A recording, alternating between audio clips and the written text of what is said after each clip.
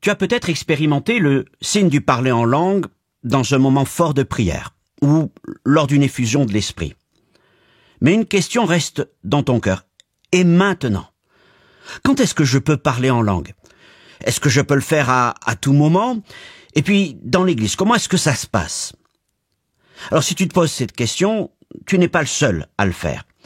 Et déjà, les premiers chrétiens ont dû aussi apprendre à utiliser le parler en langue avec maturité. Et dans cet épisode, je veux t'aider à répondre à cette question très concrète. Comment exercer ce signe, cette grâce, dans la liberté, mais aussi dans l'ordre que Dieu désire? Alors, bienvenue à toi dans ce 5e épisode de notre série « Ils parleront des langues nouvelles ». Il est intitulé « Quand, où et comment parler en langue ». Alors, on a vu ensemble ce qu'est le parler en langue, ses formes, son fondement biblique, et aujourd'hui, on entre dans le concret, le pratique.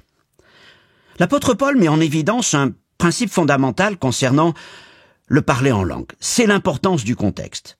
Voici ce qu'il écrit dans 1 Corinthiens, chapitre 14, versets 18 et 19. « Je rends grâce à Dieu de ce que je parle en langue plus que vous tous. Mais dans l'Église, j'aime mieux dire 5 paroles avec mon intelligence afin d'instruire aussi les autres que 10 000 paroles en langue. » Ce principe du contexte peut se résumer ainsi. En privé, parle en langue abondamment. En public, sois modéré et toujours soucieux des autres. Alors, sais-tu quand tu peux parler en langue et quand il faut le faire avec une certaine réserve, et surtout comment le faire dans l'ordre voulu par Dieu? Premièrement, en privé, tu peux parler en langue à tout moment. Le parler en langue n'est pas réservé à quelques moments exceptionnels ou à des rassemblements particuliers. C'est un accès privilégié à une communion intime avec le Seigneur, à une prière profonde et spirituellement efficace. Et Paul lui-même dit « Je parle en langue plus que vous tous ». C'était donc pas une pratique marginale pour lui, c'était une discipline de fond intégrée totalement à sa vie de prière. Alors, voyons quelques raisons pour lesquelles il est bon de parler en langue. Quand tu parles en langue, la Bible dit que tu parles à Dieu et non aux hommes, 1 Corinthiens 14, 2.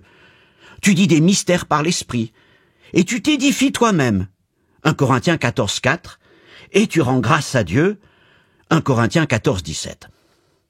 Alors c'est vrai que quand tu parles en langue, ton esprit, conduit par le Saint-Esprit, s'exprime d'une manière que tu ne comprends pas.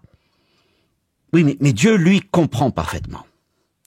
Sais-tu même que dans ton intimité avec Dieu, tu peux te lancer à chanter en langue? Et tu verras, c'est une chose extraordinaire, une respiration puissante de ton esprit. Et cela peut se faire, en fait, n'importe où et n'importe quand. Dans ta chambre, dans ta voiture, bien sûr, en faisant attention, dans tes promenades. Et tu vois, tu n'as pas besoin alors de parler même à haute voix, mais simplement en murmurant entre toi et Dieu. Je connais un pasteur, un homme de Dieu remarquable, avec une très grande sensibilité à l'esprit, et presque en tout lieu, en tout temps, tu vois un peu ses lèvres bouger. Il le fait discrètement, mais il prie en langue. Il est tout le temps en train de parler en langue pour être en communion avec le Seigneur à chaque instant. Pour ma part, comme beaucoup d'ailleurs, c'est vrai, j'aime prier et chanter en langue, soit quand je me promène dans la nature ou parfois même dans ma voiture. Parler en langue, c'est précieux, car il arrive souvent que les mots nous manquent. L'intelligence s'épuise, mais l'esprit, lui, ne faiblit jamais. Alors, oui, parle en langue dans ta prière personnelle. Fais-le avec foi, fais-le avec joie et faisons-en une habitude. Et tu verras, ta foi grandira, ton cœur s'apaisera, ta vie spirituelle s'approfondira, et Dieu pourra t'utiliser dans des œuvres qu'il seul, lui seul, connaît à l'avance. Alors, le parler en langue, ne le vois pas comme un outil simplement. C'est un canal vivant de communion avec Dieu. Et il permet à ton esprit d'avoir une conversation directe avec le ciel. Oui, en privé, tu peux parler en langue à tout moment. Alors, n'attends pas et n'hésite pas à le faire. Maintenant, deuxièmement, en public. Sois réservé. Maintenant, nous rentrons donc dans cette sphère publique. Et on va, c'est vrai, avant tout considérer une réunion publique de ton église. Je dis réunion publique parce que, bon, pour ma part, je considère que lorsqu'il s'agit de ton groupe de maison ou d'une réunion d'une équipe de service à laquelle tu appartiens, c'est comme si on était entre nous. C'est un privé un peu élargi. Mais on peut se mettre d'accord entre frères et sœurs pour avoir un temps de prière en langue, sans que ça ne dérange personne. Mais dans l'Assemblée, c'est un peu différent. Et à un moment, Paul pose une question aux chrétiens de Corinthe. 1 Corinthiens 14, 26, « Que faire dans une assemblée ?» Et il répond, on peut chanter, on peut enseigner, prophétiser et aussi parler en langue, en ajoutant avec une interprétation. Donc dans le cadre de l'assemblée, il n'est certainement pas interdit de parler en langue. D'ailleurs, il l'écrit plus loin, « N'empêchez pas de parler en langue » 1 Corinthiens 14, verset 39. Mais il ajoute aussitôt que tout se fasse avec bienséance et avec ordre. Autrement dit, la liberté spirituelle ne doit jamais devenir un prétexte au désordre. Dans un cadre public, comme celui de l'Assemblée, Paul établit un principe simple. Si ce que tu dis n'édifie pas l'autre, alors tu le gardes pour toi et pour Dieu. Et on a vu qu'il s'applique ce principe à lui-même, lorsqu'il dit que dans l'Église, j'aime mieux dire 5 paroles avec mon intelligence afin d'instruire aussi les autres que 10 000 paroles en langue. Donc là encore, ce n'est pas une interdiction, mais c'est un appel à une certaine intelligence spirituelle. Alors il semble que ce soit une utilisation abusive du parler en langue dans l'église de Corinthe qui ait amené Paul à tenir cette position. Et il donne 2 principes en quelque sorte. Premièrement, un principe d'édification. Quand on parle en langue, celui qui parle est édifié, mais pas les autres, puisqu'ils ne peuvent pas comprendre ce que cette personne dit. Et deuxièmement, un principe de prévenance. L'usage abusif du parler en langue a de quoi troubler des visiteurs. D'ailleurs, il écrit au verset 23, « Si tous parlent en langue et qu'un non-croyant entre, ne dira-t-il pas que vous êtes fous ?» Mais alors, comment parler en langue dans l'assemblée? Eh bien, voici 2 cas de figure. Si dans l'assemblée, tu désires parler en langue, pas de problème. Mais fais-le de manière discrète, comme si tu parlais à toi-même ou à Dieu. Et puis il arrive aussi que, dans l'assemblée, quelqu'un commence à parler en langue à haute voix. Bien, dans ce cas-là, on a souvent affaire à ce qu'on appelle un don en langue. Et là, c'est un message initié non par la volonté de l'individu, mais par le Saint-Esprit. Et un tel message en langue doit être interprété pour que l'assemblée soit édifiée. 1 Corinthiens 14, 27, que 2 ou 3 parlent, et là, parlent en langue, chacun à son tour, et que quelqu'un interprète.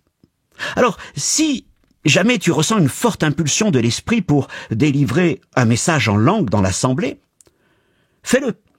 Et demande aussi au Seigneur le don d'interprétation, car sans interprétation, ce message reste incompréhensible pour l'Église. Ça ne veut pas dire que c'est toi qui dois forcément interpréter, mais c'est ta responsabilité de demander au Seigneur de t'accorder l'interprétation s'il le désire.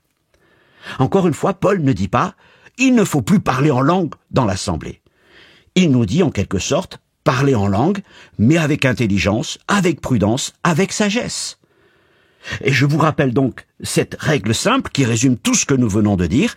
En privé, parle librement, abondamment, pour ta propre édification et la gloire du Seigneur.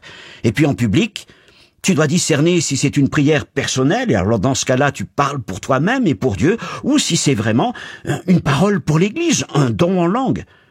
Bon, si c'est pour toi, tu es discret, mais si c'est pour l'Église, tu exprimes ce que le Seigneur te donne, et puis tu recherches aussi l'interprétation. La maturité spirituelle, ce n'est pas simplement de manifester un signe, de posséder un don, c'est aussi et surtout de savoir comment et quand l'exercer dans l'amour et dans la foi. Alors, cher auditeur, tu parles déjà en langue? Pratique chaque jour dans ta prière personnelle. Et dans l'Église, sois un modèle de sagesse et d'ordre. As-tu soif de plus? Demande au Saint-Esprit de raviver ce signe en toi. Et aspire aussi à exercer les dons spirituels, la prophétie en premier lieu, et aussi les dons en langue et le don d'interprétation. Et surtout, n'aie pas honte du parler en langue, mais ne le banalise pas non plus. C'est une grâce divine, c'est un trésor, et c'est pas un automatisme. C'est un outil précieux à manier avec foi, respect et amour. Alors tu l'as compris, le parler en langue est une grâce extraordinaire. Il est pour toi, pour ta vie spirituelle, pour ton intimité avec Dieu. Mais dans l'assemblée, ce don doit bénir les autres, pas juste te réjouir toi-même. C'est une question de liberté vécue dans l'amour et d'onction exercée avec discernement. Dans le prochain épisode, on répondra à une question que beaucoup se posent. Mais au fond, à quoi ça sert de parler en langue? Quel est le but de ce signe? Et on parlera alors d'intercession, de louange, de combat spirituel. Et tu verras que ce signe n'est pas juste un bonus, mais c'est une arme puissante pour ta vie spirituelle. Alors, reste connecté, abonne-toi, partage et surtout, ouvre ton cœur à tout ce que le Saint-Esprit veut encore faire dans ta vie. Que le Seigneur te bénisse. À une prochaine fois.